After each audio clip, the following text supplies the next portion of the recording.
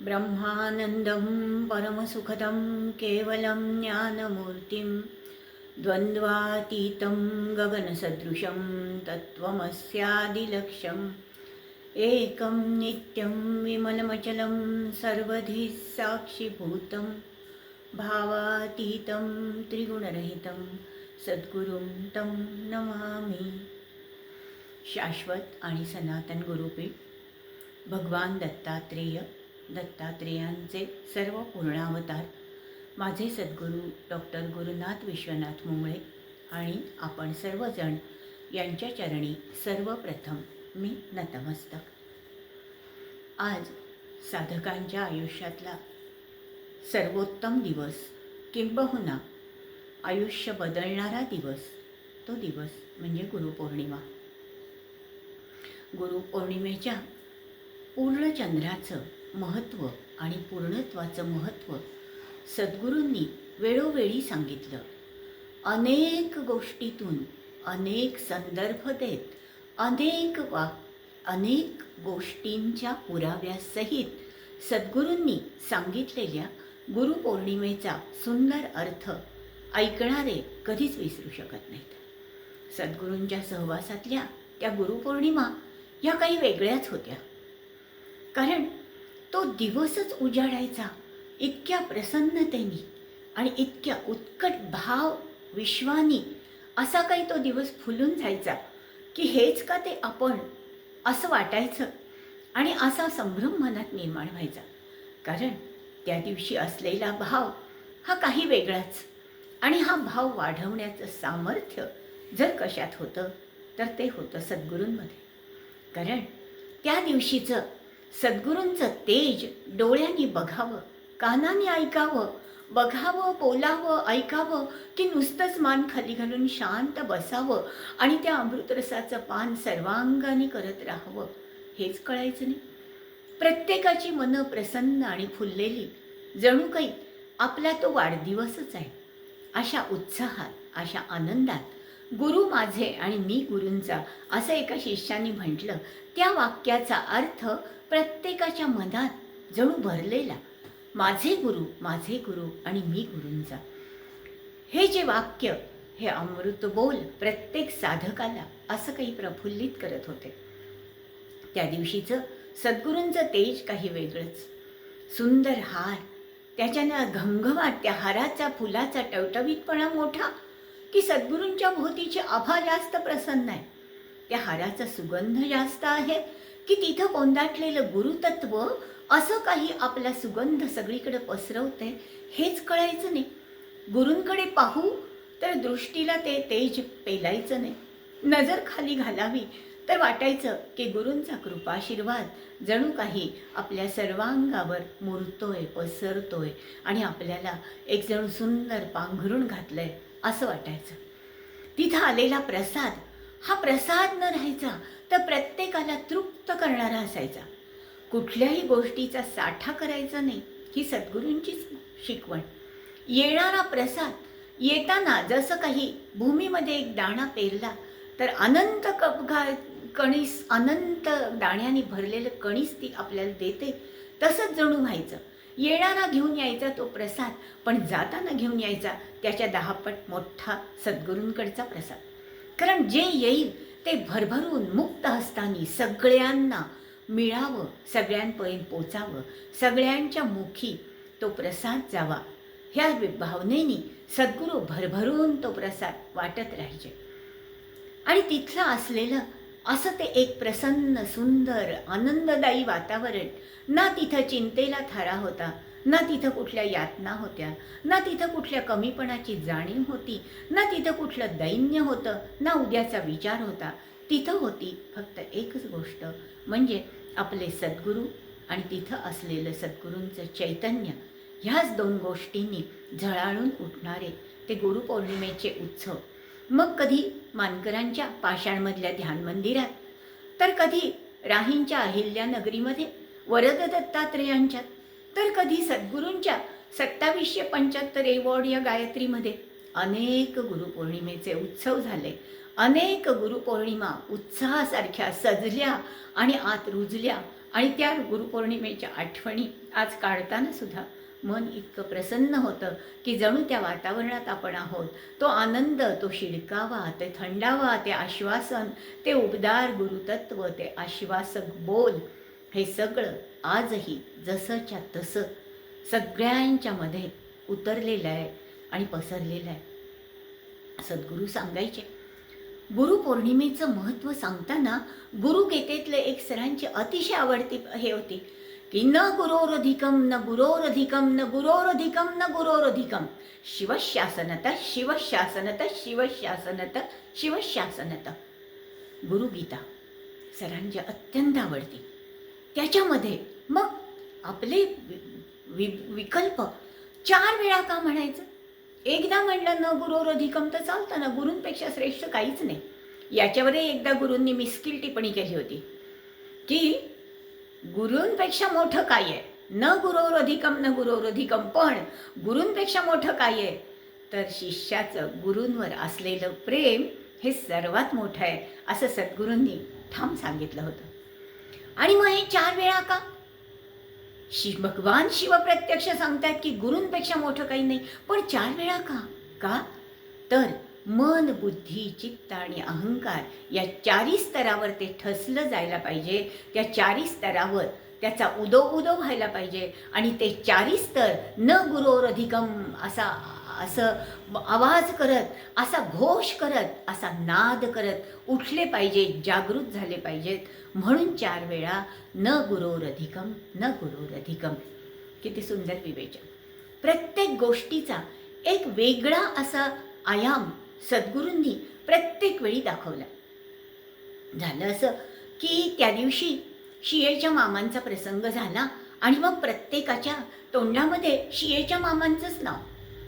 पण बुद्धी कुरतडते ना, नाही ना शांत बसत. मनामध्ये लगेच शियेच्या मामांना बहुतेक वेड लागले, शियांच्या मामांना भास व्हायला लागले, शियांच्या मामांचं वय झाले आणि शियांचे मामा आता बहुतेक भ्रमात वागतात. या चर्चा जेव्हा ऐकल्या तेव्हा सद्गुरूंनी सांगितलं, अगदी बरोबर बोललास रे. शियेच्या मामांना भ्रम झाला, शियेच्या मामांना भास होतात. शियांचे मामा आता थोडक्यात काय की त्यांची मनस्थिती नीट नाही आहे. बरोबर आहे. कारण असं की शियेंच्या मामांनी गुरुतत्वाची जी कृपा त्यांच्या आत उतरवून घेतली ती तुमच्या दृष्टीने भासच आहे.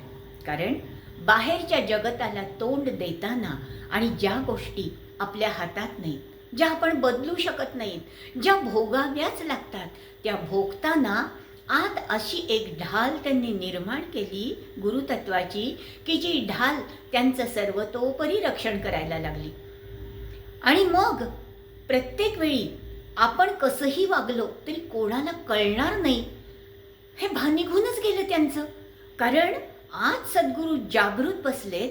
मी काहीही बोललो, कसंही वागलो, काहीही केलं आणि मला कोणीही त्रास दिला तर माझे सद्गुरू खंबीर उभे आहेत आणि ते माझे रक्षण करतात. हा भाव, हे भावविश्व, हे त्यांच्यावर महाराजांच्या असणाऱ्या कृपेचं सर्वोच्च लक्षण.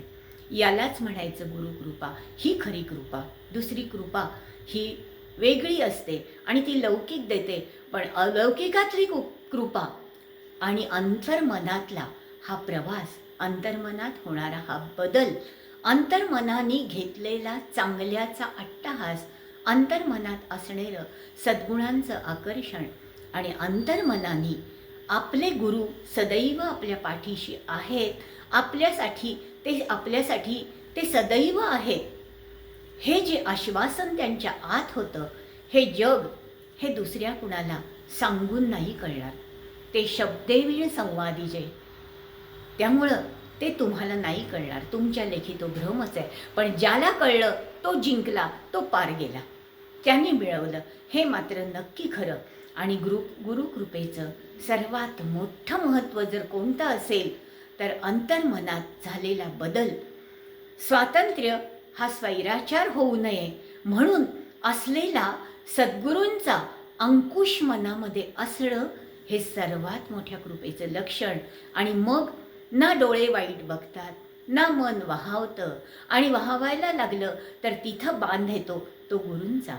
जेव्हा वाईट शब्द तोंडातनं उच्चारले जातात तेव्हा त्या जिभेला चटका बसतो तो गुरु शब्दांचा. आणि जेव्हा डोळे वाईट बघायला लागतात तेव्हा त्या डोळ्याची जळजळ होऊन तिथं शांतता निर्माण करायसाठी आधार घ्यावा लागतो. तर सद्गुरूंच्या सुंदर प्रसन्न व्यक्तिमत्वाचा, प्रसन्न समोर असणाऱ्या सद्गुरूंचा हे जेव्हा आत उतरतं तेव्हा त्याला म्हणायचं खरी गुरुकृपा. आणि हीच कृपा सदैव सदैव साधकावर राहावी असं सद्गुरूंचं नेहमी होतं की हे सगळं भोगावं लागणार, हे सगळं असणार. नाश करणे आवरणात प्रारब्धाचा हा धर्म नव्हे तयाचा. तुमचं प्रारब्ध भोगायचंच आहे, पण त्याच्यावर असणारं नाश करणे आवरणाचा हा तयाचा धर्म होय. त्याच्यावर आवरण आहे, हे माझं ते माझं नाही, तुझं काही नाही. तुझं आहे ते फक्त तू घेतलेलं नाम, तुझं आहे ते तुझ्या डोळ्यांनी वाचलेलं श्री गुरुचरित्र, तुझं आहे ते फक्त तुझ्या जिभेने उच्चारलेलं सद्गुरूंची स्तुती, तुझं जे आहे ते फक्त तुझ्या अंतरंगात असलेलं गुरुतत्व. आणि मग हेच गुरुतत्व शेवटच्या श्वासापर्यंत कुठल्याही परिस्थितीत, कुठल्याही अवस्थेत तुझ्याबरोबर येणार आहे हा ठाम विश्वास देणारं ते गुरुतत्व सद्गुरूंच्या मुखातनं ऐकलं, आत उतरलं आणि प्रत्येकाच्या आत ते रोवून उभं राहिलं. एक साधक यायचे, थोडीशी तब्येत बिघडली होती, अतिशय सुंदर उपासना केलेले साधक ते, पण तब्येत बिघडल्यावर मन अस्थिर झालं. आता माझ्या हातनं बसवत नाही, आता माझ्या हातनं पोथी वाचन होत नाही, आता मला वाडीला जाता येत नाही, आता मला गाणगापूरला जाता येत नाही, माझं संपलं, आता माझ्यावर गुरुकृपा नाही. असा जेव्हा त्यांचा आक्रोश सुरू झाला, अशा जेव्हा आतनं त्यांच्या आतनं या यातना निर्माण व्हायला लागल्या, ते शब्दात प्रगट व्हायला लागलं, तेव्हा सद्गुरूंनी सांगितलं, अरे मग तू आयुष्यभर काय केलंस? जे तू आयुष्यभर केलंस ते आत उतरलंच नाही की काय? कारण आपण सद्गुरूंकडे जाता जाता जाता एक वाट अशी होते की ज्या वाटेनी सद्गुरू आपल्या आत येतात. नाम घेता घेता असं होतं की ते नाम आपण घेत नाही. राम हमारा जप करे हम बैठे आराम, हे काही खोटं नाही आहे. ही अवस्था यायची केव्हा?